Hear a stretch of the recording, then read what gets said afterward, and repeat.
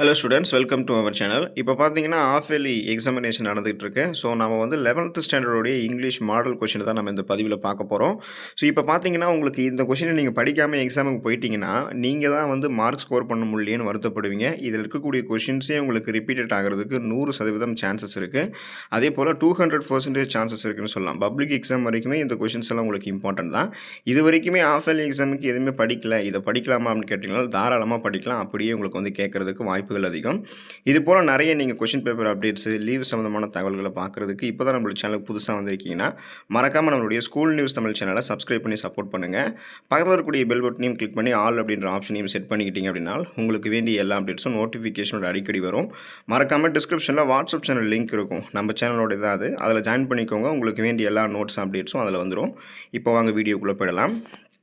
So இப்போ பார்த்தீங்க அப்படின்னா 11th ஸ்டாண்டர்ட் இங்கிலீஷ் கொஷனில் ஃபஸ்ட்டு பார்ட் 1ல் 1 மார்க் இருக்கும். நம்ம அதிகமாக மெனக்கிட்டு பேராகிராஃப் எழுதுறது அதெல்லாம் பண்ணுறதை விட அழகாக கிராமர் படிச்சிட்டோம், சினானிம்ஸ் ஆண்டனிம்ஸ் படிச்சிட்டோம்னாலே ஈஸியாக 1 மார்க் வந்து நம்ம ஸ்கோர் பண்ண முடியும். ஸோ இதில் பார்த்தீங்கன்னா 3 சினானிம்ஸ் வந்து கேட்டிருக்காங்க பார்த்தீங்களா. ஸோ சினானிம்ஸ் அப்படின்னா அறிஞ்சுறு பொருட்கள் நம்ம சொல்லுவோம் இல்லையா, அதுதான். அப்போ இதில் இருக்கக்கூடிய இந்த ஸ்க்ரீனில் தெரியக்கூடிய இந்த சினானிம்ஸ் வந்து நீங்கள் படித்து வச்சுக்கோங்க. ஆண்டனிம்ஸ் வந்து அடுத்து போனீங்க அப்படின்னா ஆண்டனிம்ஸ் அப்படின்னா என்னென்னா உங்களுக்கு வந்து இந்த எதிர்ச்சொல் தருக அப்படின்னு சொல்லுவோம் பார்த்தீங்களா, அதுதான் வந்து ஆண்டனிம்ஸ்.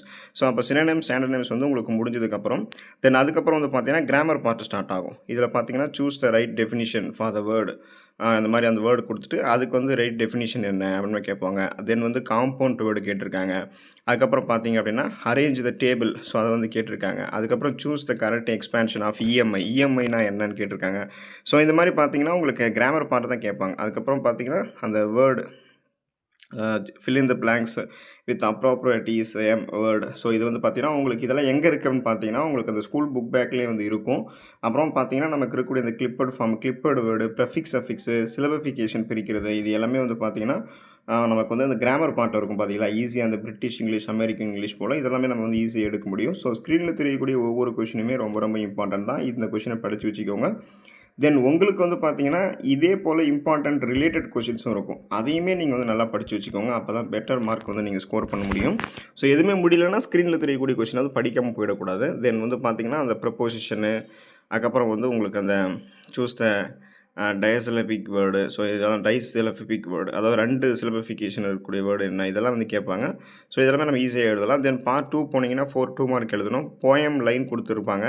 அந்த போயம் லைன் வந்து ஃபிகர்ஸ் ஆஃப் ஸ்பீச் கேட்குறது, ஸோ இந்த மாதிரி தான் கேட்பாங்க. தென் இது வந்து நீங்கள் நல்லா படிச்சுக்கோங்க. அதுக்கப்புறம் அதுதான் வந்து பார்த்தீங்கன்னா அந்த 23வது கொஷின், 24வது கொஷின், 25வது கொஷின் எல்லாத்துலேயுமே இருக்குது. 26வது கொஷினும் அதுதான் இருக்குது. அதுக்கப்புறம் பார்த்தீங்கன்னா டூ அஸ் டிரெக்ட் எனி தேர், அப்போ பார்த்தீங்கன்னா இந்த 2 மார்க் வந்து நீங்கள் வந்து எழுதணும். அதில் பார்த்தீங்கன்னா உங்களுக்கு கிராமர் பார்ட் தான் இருக்கும். இப்போது சேஞ்ச் இன்டு இன்டெரக்ட் ஸ்பீச், அப்போ இது டிரெக்ட் ஸ்பீச்சில் இருக்குது, இது நீங்கள் இன்டெரக்ட் ஸ்பீச்சில் எழுதணும். தென் இந்த சென்டென்ஸ் வந்து வேர் அப்படின்னு ஸ்டார்ட் பண்ணி நீங்கள் வந்து எழுதணும், வேர் அப்படின்னு தொடங்கணும்.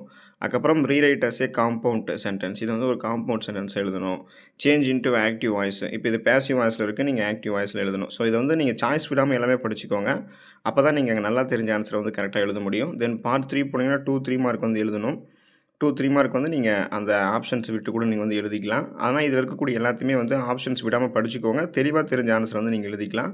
செக்ஷன் 2 போனீங்கன்னா மறுபடியும் 2-3 மார்க் எழுதணும். அதில் வந்து பார்த்தீங்கன்னா வந்து உங்களுக்கு வந்து அந்த சப்ளிமெண்ட்ரி ரீடிங் இருக்கும் இல்லையா, அந்த சப்ளிமெண்ட்ரி ரீடிங்லேருந்து அந்த கேள்வி கேட்பாங்க. அதனால் அதை நல்லா படிச்சுக்கோங்க. அதில் தான் அந்த 3 கேள்வி படிச்சிட்டிங்கன்னா கரெக்டான ஆன்சர் எழுதிடலாம். செக்ஷன் 3 போனீங்க அப்படின்னா 3 மார்க் எழுதணும். அதில் வந்து உங்களுக்கு ரொம்ப ரொம்ப ஈஸியாக தான் இருக்கும். இப்போ அந்த கோடிட்ட இடங்கள் நிரப்புக, அதுக்கு ஆன்சர் வந்து அங்கே தான் இருக்கும் பக்கத்துலேயே. தென் இந்த பை சார்ட் கொடுத்து அதில் வந்து கொஷின் கேட்குறது, பார் டயக்ராம் கொடுத்து அதில் வந்து கொஷின் கேட்குறது, இது மாதிரி தான் வந்து அதில் இருக்கும். பார்ட் 4 போனீங்கன்னா 5 மார்க் வந்து நீங்கள் எழுதணும். அதில் வந்து பார்த்தீங்கன்னா உங்களுக்கு அந்த சப்ளிமெண்ட்ரி ரீடிங்கு இதெல்லாமே நிறைய இருக்கும். தென் வந்து போயம் லைன்ஸ்லேயும் இந்த கேள்வி வந்து கேட்கலாம்.